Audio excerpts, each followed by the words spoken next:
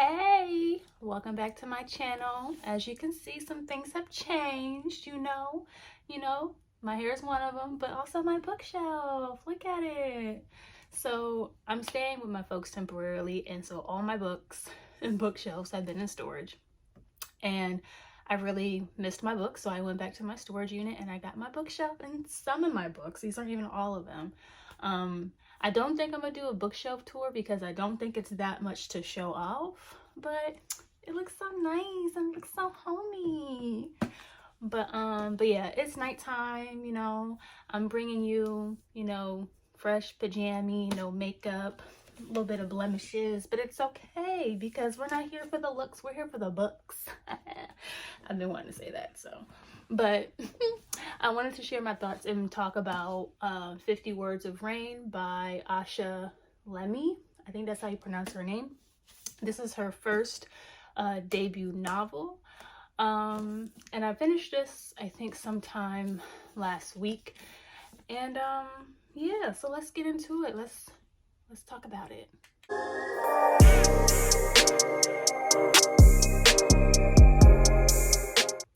All right, so about this book.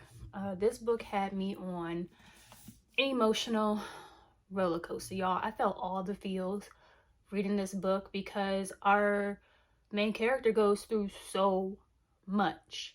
And then we get to the end and then I got mad. So we'll get to that part. But anyway, the story starts off with our main character. Her name is Nori, short for Noriko.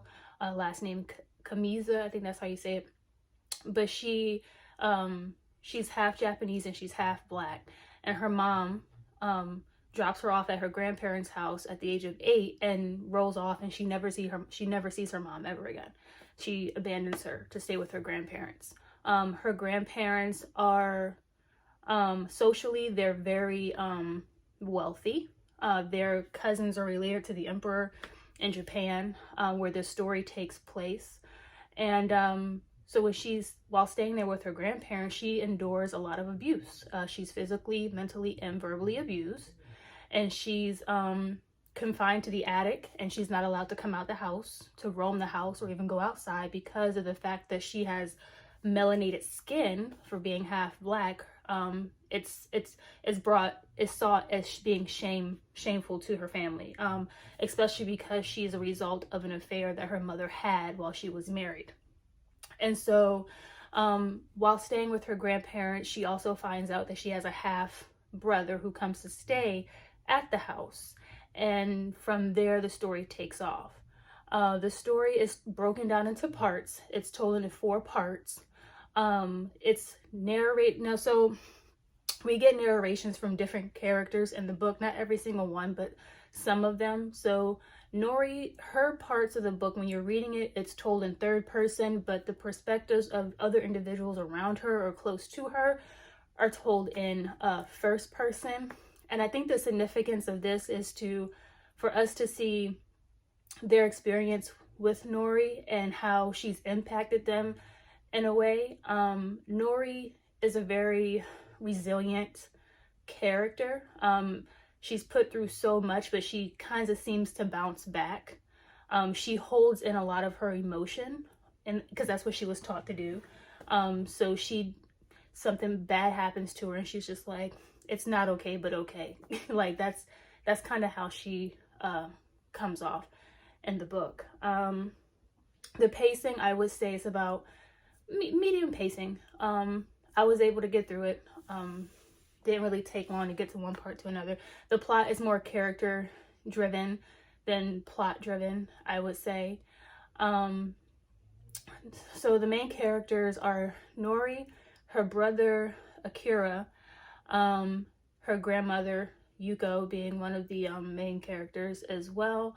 And then there's some side characters.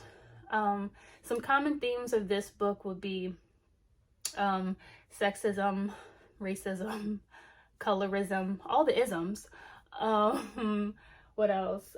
Social hierarchy is another one. But yeah, this, sorry, I'm just thinking about this book. Like, because there's what I liked about the book was the historical context. So the book takes place in the 1940s through 60s. So in the beginning of the book, it takes place during World War II, if I'm not mistaken, and yeah.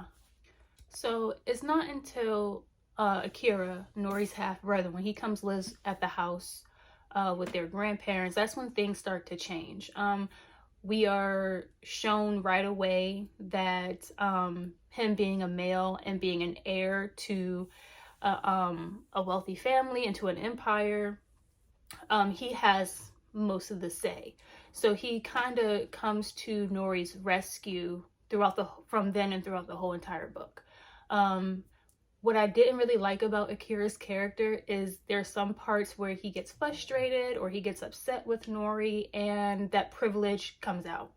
And I feel like, to me, like there was one part in the book where he kind of gave off like, well, you should be grateful for X, Y, and Z, despite the fact that she's oppressed severely and abused. It's just, that's the way he came off to me sometimes. And even though he did things out of love, because he truly did love her and care about her, and wanted to protect her, but there was just moments where I just looked at him like, okay.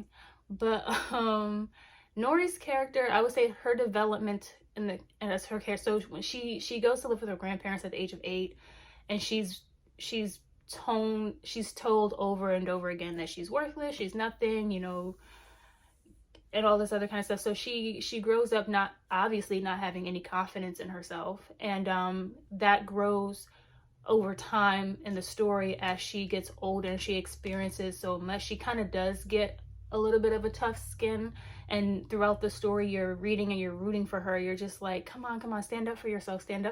But she's been beat down so many times that it's difficult for her to do so. So you get moments like that in the book, and then some where you're like, yes, say it, girl, say it, like finish him. Like you kind of get some of those vibes in the book as well. Now there are some parts where I wish that she could have defended herself a little bit more, but also we got to consider the time that we're in this book, where as a woman she really didn't have much say in anything. She was told who to marry and all kinds of stuff, so she didn't have those types of privileges. The ending of the book is what made me mad. I felt like I read this book and read all these horrible things that happened to her, and then at the end I'm thinking, okay, it's time for us to be happy now, right? Like we're gonna have a moment where she actually gets to like just be free, be happy. And I felt like the ending didn't give us that. I just didn't. I don't want to spoil anything. I don't want to give anything away, but she basically ended up where she started, and I did not like that. I did not like that.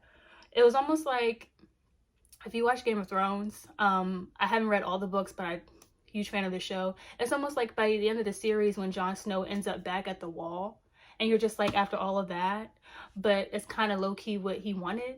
That's what we got with this. That's what I got with this book. I was just like, why are we back here? But I'm sure there was a artistic reason for that. I just didn't get it. There are some content warnings or triggers in this book, such as racism being a big one, child abuse, and rape. So be wary of that if that's something that you're not comfortable reading about. But overall, I thought it was a good book. It wasn't terrible. Yeah, that's pretty much what I had to say. I was kind of disappointed at the end.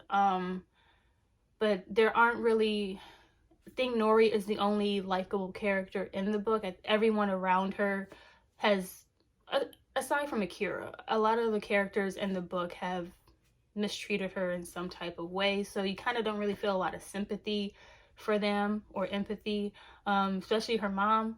Like I was reading this book and I was just like, I really dislike her mom. Like why would you leave this girl here at this house knowing how your parents are, and then on top of that, her being a half black young girl and she has dark melanated skin, and you know how they are. But I mean, I think the author gave us a little bit of closure with that with her mom, through her diary entries, which you'll find in the book, and you kind of get an insight into her mom's background and why she probably made the decisions that she made. So I kind of felt okay, I'm not going to be too judgy about this. But yeah, I mean, I liked the book.